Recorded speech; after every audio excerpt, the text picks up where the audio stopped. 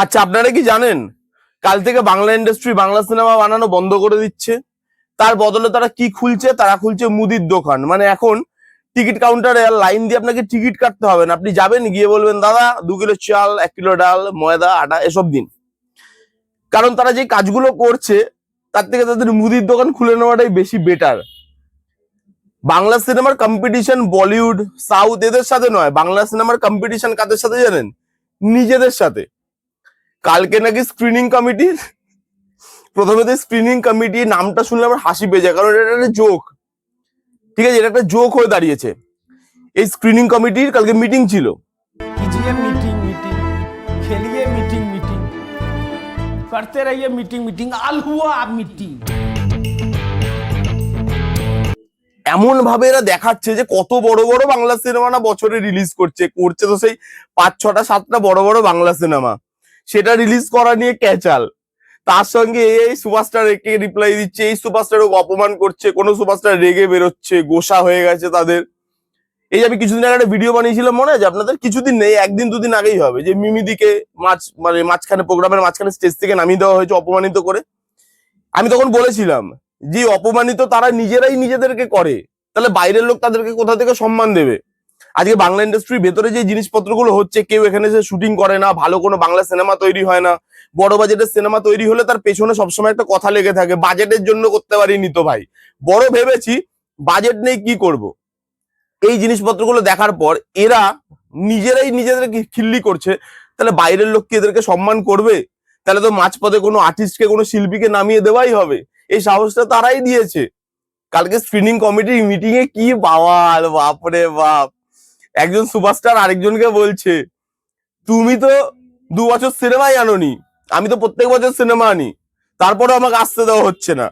মানে বাচ্চাদের মতো করে না, বাচ্চারা দেখবে সে বাচ্চাদের মতো করছে। একজন আরেকটা সুপারস্টারকে কি বলছে, পদ্মশ্রী টদ্মশ্রী, পদ্মশ্রী টদ্মশ্রী, বাপরে বাপ।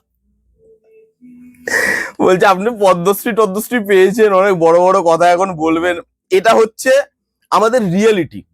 এটা আপনাদেরকে বুঝতে হবে যে কেন আমি বললাম, প্রথমে খারাপ লাগতে পারো অনেকের, কেন আমি বললাম যে বাংলা সিনেমার বা বাংলা ইন্ডাস্ট্রির বাংলা সিনেমা ছেড়ে দেওয়া উচিত, মুদির দোকান খোলা উচিত। কেন দেখবেন এক দোকান আরেক দোকানের সাথে ঝগড়া ঝামেলা করে না, এই তুই আমার কাস্টমার নিয়ে নিচ্ছিস, এই তুই আমার এইটা করে দিচ্ছিস, এই তুই আমার মালে জল ঢেলে দিচ্ছিস। এই জিনিসগুলো আমরা পাড়ার দোকানে, পাড়ার মুদি দোকানগুলোতে দেখে আসি।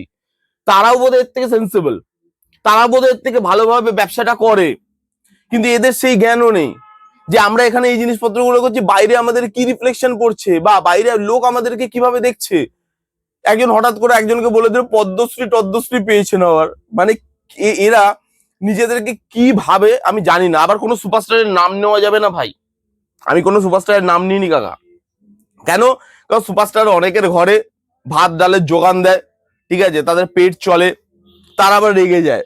কিছু ইউটিউবারও আছে তার মধ্যে, আবার তারা আবার রেগে যায়, তারা রেগে গিয়ে আবার রিপ্লাই দেয়, হ্যাঁ, যে আমাদের সুপারস্টার। আরে কোথাকার সুপারস্টার? সুপারস্টার এরকম হয় যারা একে অপরের পেছনে কাঠি করে বেড়ায়? আমি জানি না। 3-4টে উইন্ডো, সেটাকে নিয়ে মারামারি, খাওয়া খাই, ভাই কি চলছে এগুলো? এবার আমার একটা গভীর প্রশ্ন আছে, আপনি সেন্সিবল ভাবে ভেবে দেখুন একটা কথা। ধরুন পুজোতে 5টা সিনেমা রিলিজ করবে, সেটা আগে থেকে বলে দেওয়া আছে। এবার 5টা সিনেমার মধ্যে ধরুন একটা সিনেমা খুব হেভি ভিএফএক্স এর সিনেমা, তার ভিএফএক্স এর ধরুন কাজ শেষ হয়নি বা ভিএফএক্স এর কোনো প্রবলেম দেখা দিয়েছে। যেরকম আশিস চাঞ্চলানি পোস্ট করেছিল না কিছুদিন আগে, যে একাকি চ্যাপ্টার 5 আনতে পারছি না কারণ আমাদের 20% ভিএফএক্স লুজ করে ফেলেছি আমরা, আবার ওটাকে আমাদের ফেরত আনতে হবে, আমাদের খাটতে হবে, তারপরে আমরা ফেরত আনতে পারবো, তোমরা ওয়েট করো, একাকি চ্যাপ্টার 5 আসছে।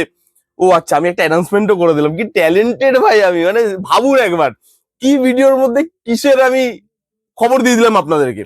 তো ওই রকম যদি কোনো সিনেমার সাথে হতেই পারে যে ভাই আমাদের কাজ লাস্টে গিয়ে কোনো গ্লিচ হয়েছে বা প্রবলেম করছে, সেই সিনেমাটা ধরুন পুজোর রেস থেকে বেরিয়ে গেল, 5টা মানে সিনেমা ছিল, 4 নম্বর 4টে সিনেমায় চলে এলো, এবার আর তো কোনো সিনেমা নেই।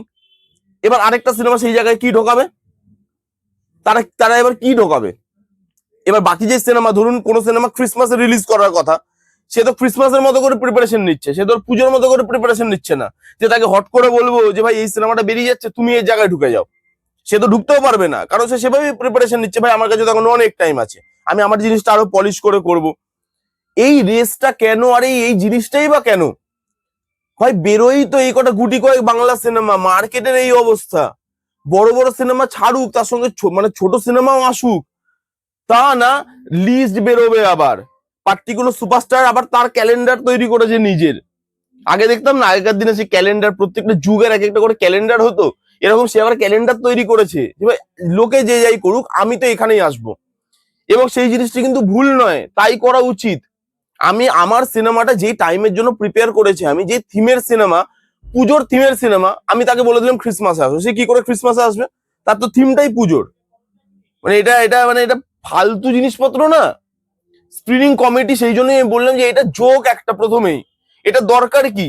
যেখানে আমার বড় বাজেটের প্রচুর সিনেমা বেরোচ্ছে, বছরে 50-60টা সিনেমা বার করছি, তখন আমি তবুও মানতে পারি যে ভাই লড়াইটা প্রচুর হাই লেভেলে গিয়ে তারা করার চেষ্টা করছে, যাতে অর্গানাইজ ভাবে হয় জিনিসটা, সেইটা থেকে তারা খেয়াল রাখছে।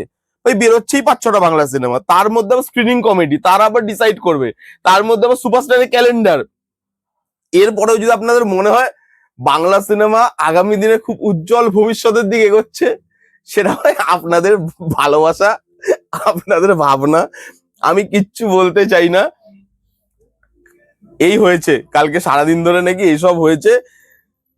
যাই হোক, আপনাদের এই বিষয়ে কি মতামত আপনারা কমেন্ট করে জানাতে পারেন। এই ছিল আজকের ভিডিও, কেমন লাগলো ভিডিওটা জানাতে ভুলবেন না। ভালো লাগলে please give Thums up, like করবেন, কমেন্ট করবেন, শেয়ার করবেন, চ্যানেলটাকে মাস্ট সাবস্ক্রাইব করবেন। দেখা হচ্ছে নেক্সট কোনো ভিডিওতে, ততক্ষণ bye bye, take care and be safe.